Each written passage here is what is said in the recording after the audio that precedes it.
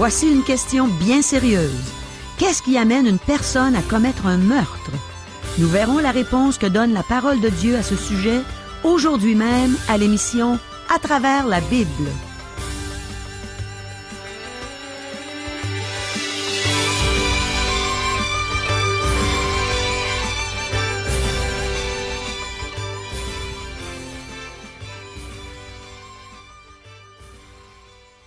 Bonjour, ici Caro.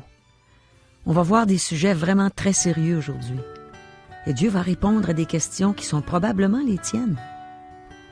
Par exemple, pourquoi est-ce que Dieu a accepté l'offrande d'Abel et refusé celle de Caïn? Est-ce que l'orgueil aveugle une personne?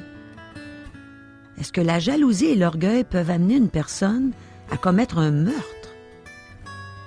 Est-ce que le péché finit toujours par être découvert? Est-ce que c'est le péché qui nous éloigne de Dieu? Est-ce que le péché de Caïn a eu des conséquences sur les autres générations après lui? On sait que le péché entraîne la mort, mais y a-t-il des hommes qui sont retournés à Dieu sans passer par la mort? La Bible a la réponse à toutes ces questions. Le pasteur Régent Joly est prêt à nous donner un bon enseignement en ce moment. Alors demandons à Dieu qu'il nous dispose bien pour qu'on comprenne. Prions. Mon Dieu, on regarde tous ces sujets qui sont sérieux et on veut les prendre sérieusement comme venant de toi. Alors instruis-nous, mon Dieu, et apprends-nous ce que tu penses dans tous ces sujets, qu'on ait ta pensée dans nos agissements de chaque jour. Amen. À toi, Régent. Merci, Caro. Poursuivons l'étude de Genèse 4. Nous avons vu que Caïn et Abel sont venus ensemble afin d'adorer Dieu. Ces deux garçons étaient identiques. Certains commentateurs pensent qu'ils étaient jumeaux. Nous ne pouvons en avoir une certitude absolue, mais je pense qu'ils se rapprochaient davantage que des jumeaux, car leur hérédité ne dépassait pas leurs parents, Adam et Ève. Ils n'avaient pas d'autres aïeux qui auraient pu causer une différence majeure entre les deux garçons.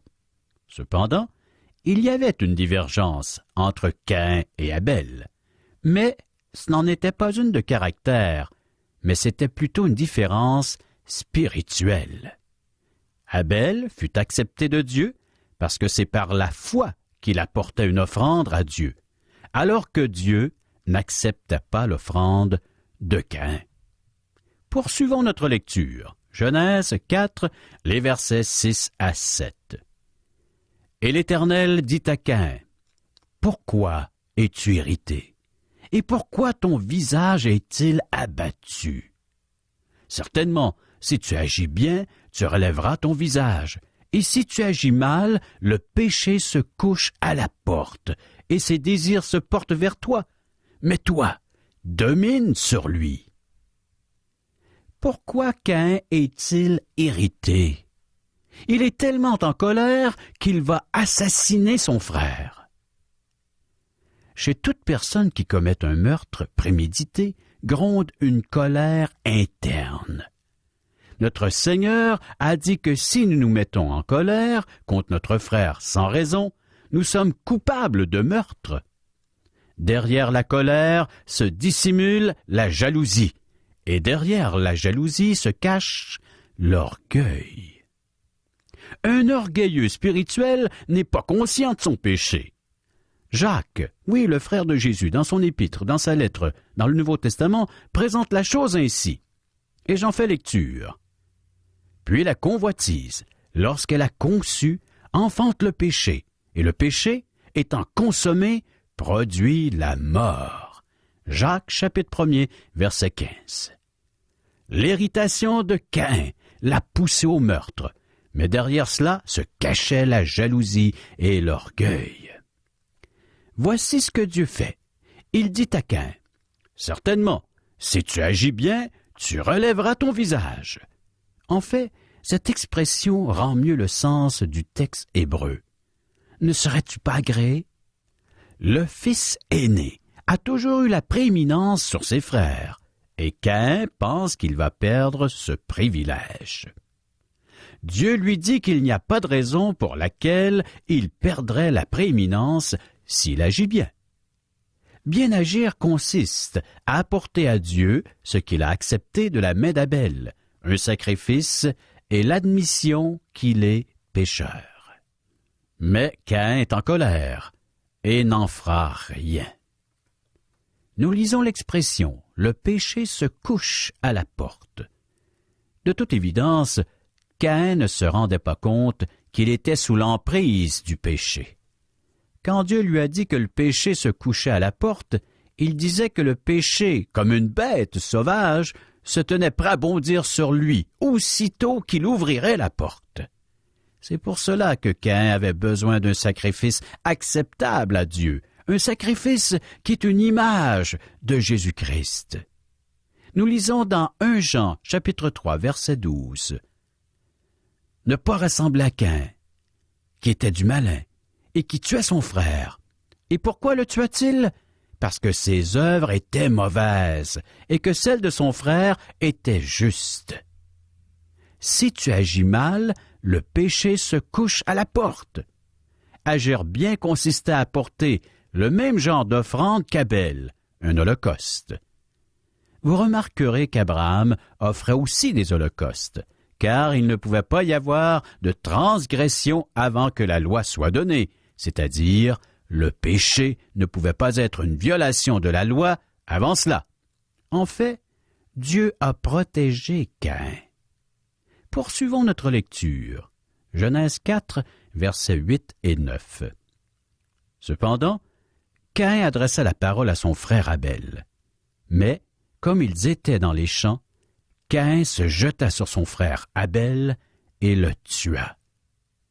L'Éternel dit à Caïn, « Où est ton frère Abel? » Il répondit, « Je ne sais pas. Suis-je le gardien de mon frère? » Cette réponse est presque effrontée. Caïn n'avait aucune considération pour son frère ou pour son Dieu. Il cherche à cacher son geste.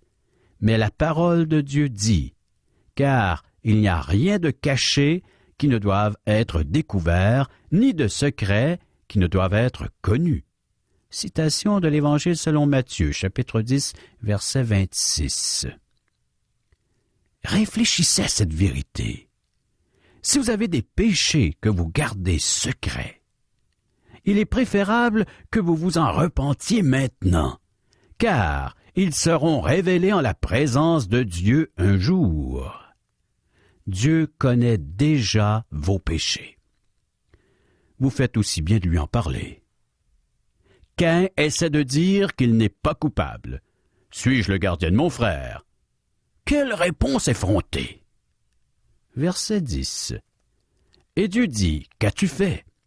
La voix du sang de ton frère crie de la terre jusqu'à moi. » L'auteur de l'Épître aux Hébreux fait allusion à ce verset. Hébreux, chapitre 12, verset 24.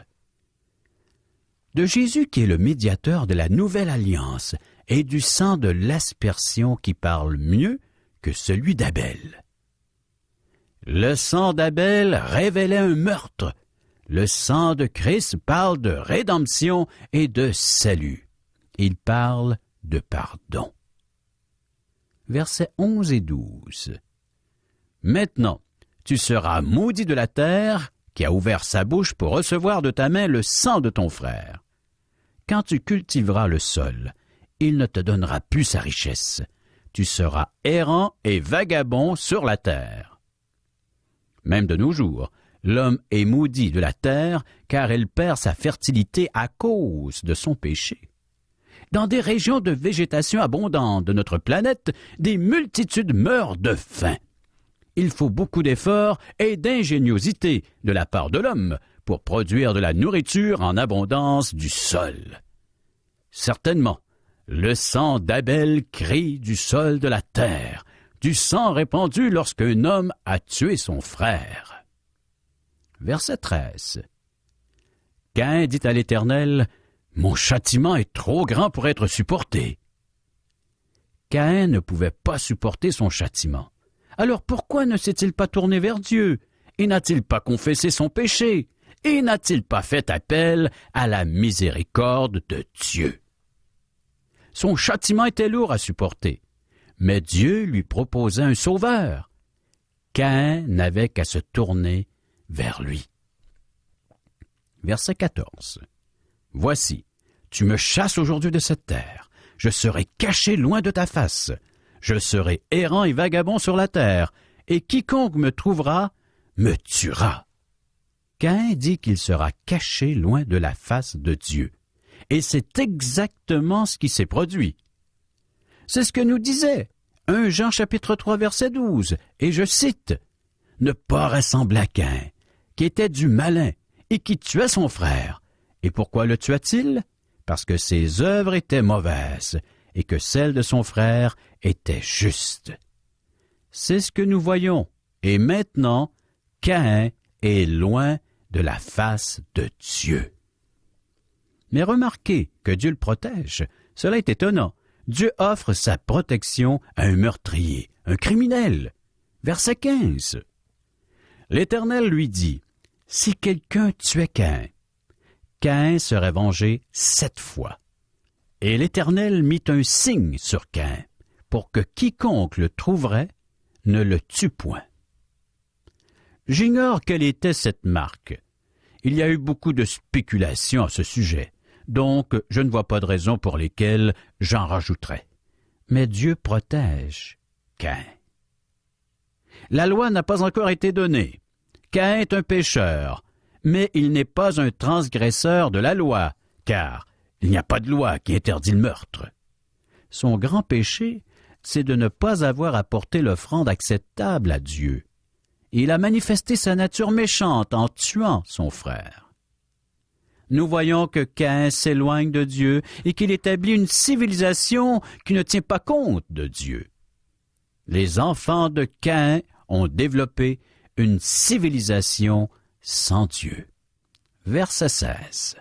Puis, Caïn s'éloigna de la face de l'Éternel et habita dans la terre de Nod, à l'orient d'Éden. Je connais beaucoup de personnes qui habitent dans la terre de Nod, c'est-à-dire qui vivent sans Dieu, et cela même s'ils fréquentent une église ou un lieu de culte. Je me suis souvent posé la question, et encore une fois, ce n'est pas les spéculations qui manquent. Où se trouve la terre de Nod? Cependant, la Bible ne nous le précise pas. Elle nous dit tout simplement que Caïn s'est retiré dans cette région pour y habiter. Verset 17. Caïn connut sa femme, elle conçut, et enfanta Hénoc. Il bâtit ensuite une ville, et il donna à cette ville le nom de son fils Hénoc. Les hommes font cela depuis ce temps. Ils aiment nommer les rues et les villes d'après leur nom ou le nom de personnes qu'ils aiment ou admirent. À quand nommera-t-on une rue du nom de Régent-Joly? Ou peut-être même un boulevard? Ou une ville? Ou même un continent, un pays? Ouf! Jusqu'où peut se rendre l'orgueil de l'être humain? Nous voyons ici le début de la vie urbaine. Il bâtit ensuite une ville, et il donna à cette ville le nom de son fils Hénoc. Les villes sont un des problèmes majeurs de l'humanité présente. Elles sont en train d'étouffer, de mourir. Pourtant, les gens s'y ruent partout dans le monde. Versets 18 et 19 de Genèse 4. Hénoc engendra Irad. Irad engendra Méhujaël. Méhujaël engendra Métushkaël. Et Métushkaël engendra Lémec. Lémec prit 2 femmes. Le nom de l'une était Ada, et le nom de l'autre Tsila. Nous pourrions faire des commentaires intéressants au sujet de ces 2 femmes, mais je ne pense pas que nous ayons le temps et nous devons progresser dans notre étude. Cependant, il serait bien de remarquer que cet homme fait ce qui est contraire à la volonté de Dieu. Il met de côté le plan de Dieu. Où que ce soit dans la Bible, Dieu n'approuve jamais la polygamie. Si vous la lisez attentivement, vous découvrirez qu'il la condamne. il mentionne la polygamie parce qu'il nous donne un livre historique. Et c'est en ce sens qu'il en parle, un fait historique, pas nécessairement un fait approuvé.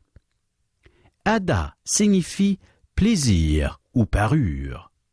Je ne serais pas surpris qu'elle fût la première à fréquenter les salons de beauté. Tila signifie cacher. Je devine que cela signifie qu'elle était coquette. Eh bien, quelle femme il avait épousée! Pas surprenant qu'il eût des problèmes. Il choisit les deux. Nous verrons plus loin ce qui s'est produit. Ce texte nous relate les débuts de la civilisation, une civilisation qui fut établie par la lignée de Caïn. Verset 20. Ada enfanta Jabal. Il fut le père de ceux qui habitent sous des tentes et près des troupeaux. Il fut le père de ceux qui habitent sous des tentes. L'apôtre Paul fut aussi un fabricant de tentes, l'auteur de plusieurs lettres du Nouveau Testament.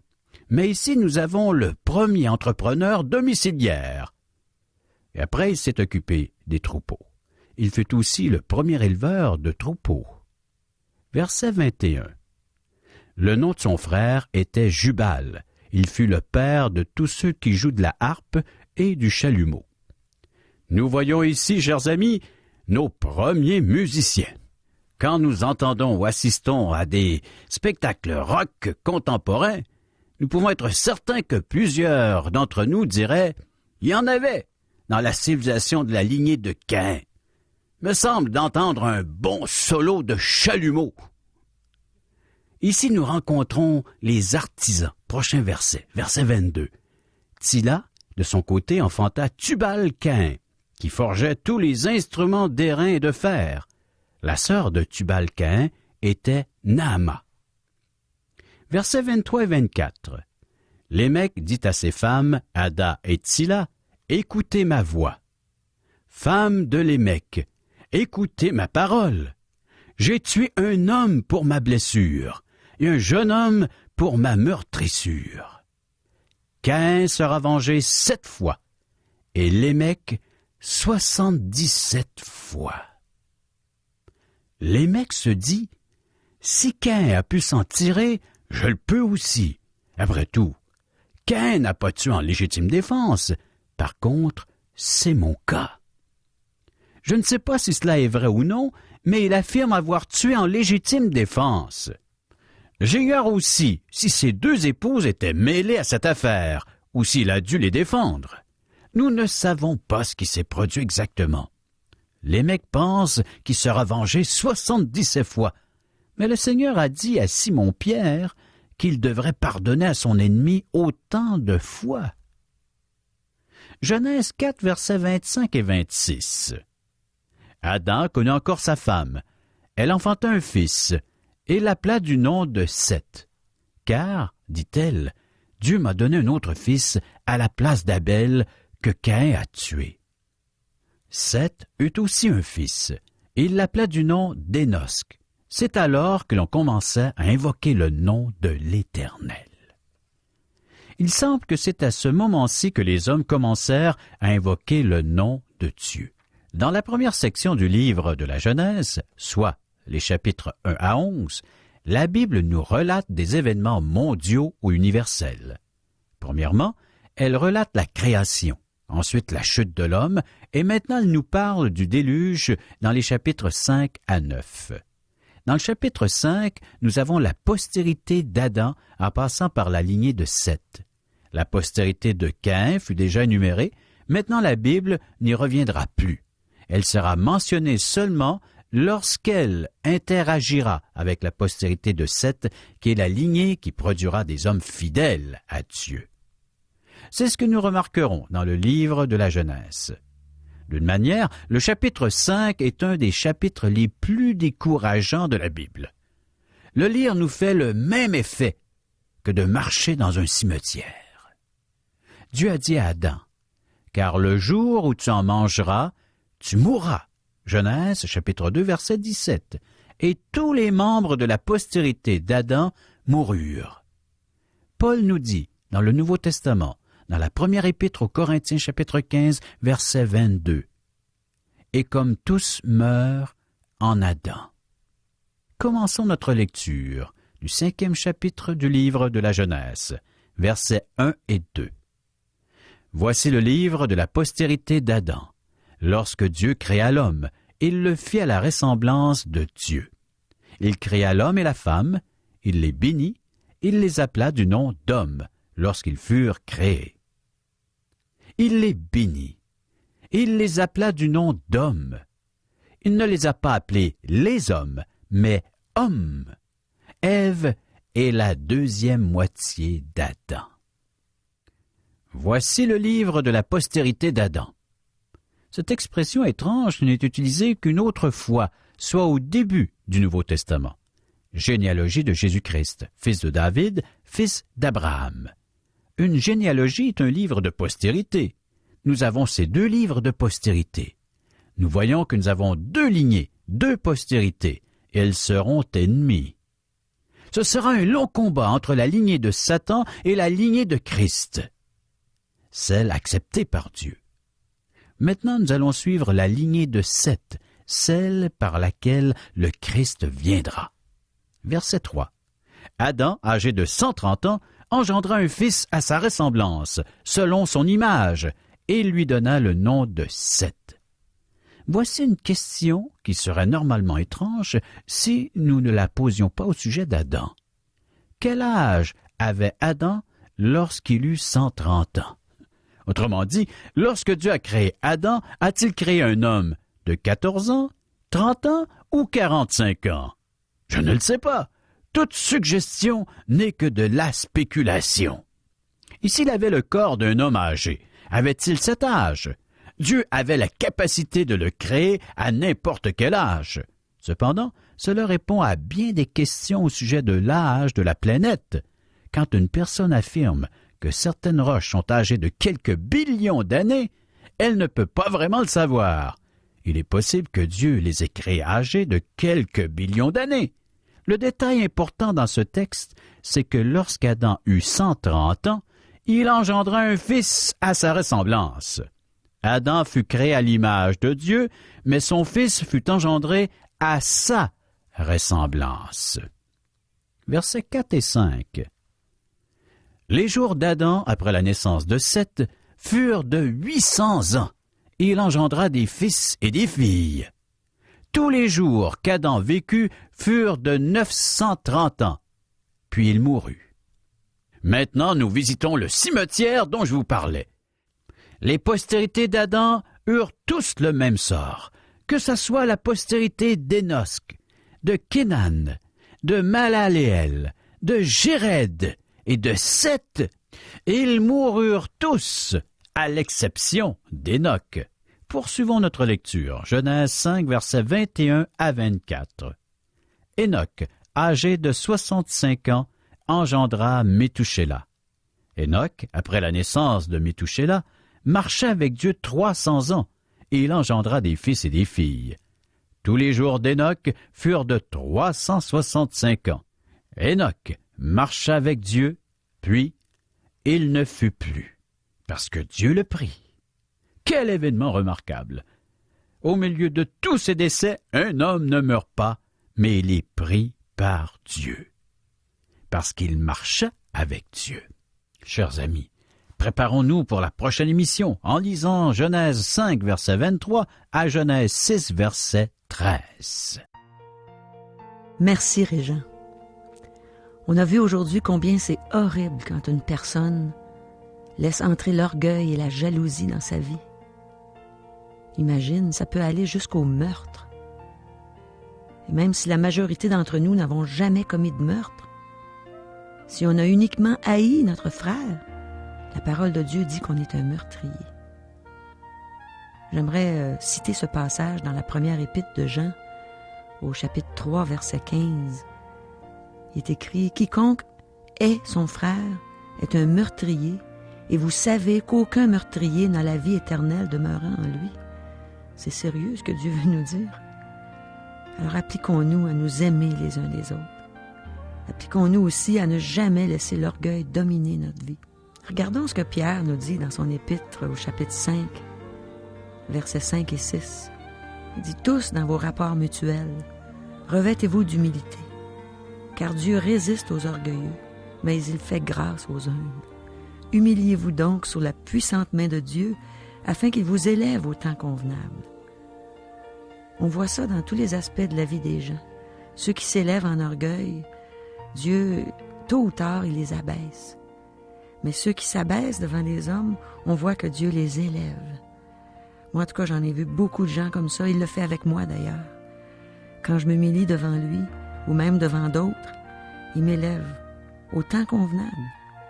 Et il m'élève pas en orgueil. Il m'élève tout simplement. Il me donne des bénédictions que je me serais jamais attendu d'avoir. Puis le meilleur modèle qu'on puisse avoir, c'est Jésus. Jésus qui était doux et humble de cœur. Regardons ce que Paul dit aux Philippiens, au chapitre 2, des versets 3 à 11. Il parle de Jésus, notre Jésus merveilleux, notre Sauveur merveilleux. Il dit, « Ne faites rien par esprit de parti ou par vaine gloire, mais que l'humilité vous fasse regarder les autres comme étant au-dessus de vous-même. Que chacun de vous, au lieu de considérer ses propres intérêts, considère aussi ceux des autres. Ayez en vous les sentiments qui étaient en Jésus-Christ. Existant en forme de Dieu, il n'a point regardé son égalité avec Dieu comme une proie à arracher, mais il s'est dépouillé lui-même en prenant une forme de serviteur, en devenant semblable aux hommes, et il a paru comme un vrai homme. Il s'est humilié lui-même, se rendant obéissant jusqu'à la mort, même jusqu'à la mort de la croix. C'est pourquoi aussi Dieu l'a souverainement élevé et lui a donné le nom qui est au-dessus de tout nom, afin qu'au nom de Jésus, tout genou fléchisse dans les cieux, sur la terre et sous la terre, et que toute langue confesse que Jésus-Christ est Seigneur, à la gloire de Dieu le Père. On pense à lui, Jésus, le roi des rois. Quel exemple d'humilité! Il était avec son Père dans le ciel, il était dans la joie auprès de son Père, et il a quitté son ciel. Il a pris une forme de serviteur, il a pris un corps comme le nôtre, comme s'il était lui-même un pécheur, puis il est venu donner sa vie pour nous. Lui qui est digne d'une couronne de gloire, il s'est laissé enfoncer une couronne d'épines sur la tête. C'était pas assez, ça. Les pécheurs l'ont enfoncé encore plus avec un roseau. Le roi des rois, le Seigneur des seigneurs, s'est humilié pour nous sauver. Chers auditeurs, nous aimerions vous inviter à poursuivre votre réflexion sur votre vie et à écouter l'émission télévisée L'heure de la bonne nouvelle, qui est diffusée sur tout le réseau de télévision TQS, tous les dimanches matins dès 8 heures. Le thème de la série est « Si tu connaissais le don de Dieu ». Vous aimeriez connaître ce don que Dieu vous offre? Son amour, son pardon, son salut, sa paix, sa compassion, sa bonté. Dieu vous offre ce qu'il y a de plus précieux, son Fils unique, le Seigneur Jésus. Oh, si vous connaissiez ce don merveilleux que Dieu vous offre, et à quel point Dieu vous aime, votre façon de voir la vie serait changée. Votre vie en serait complètement transformée, et vous pourriez recevoir son pardon et avoir l'assurance de vivre éternellement dans le ciel avec Dieu. C'est un rendez-vous à retenir, l'heure de la bonne nouvelle, tous les dimanches matins dès 8 heures sur tout le réseau TQS.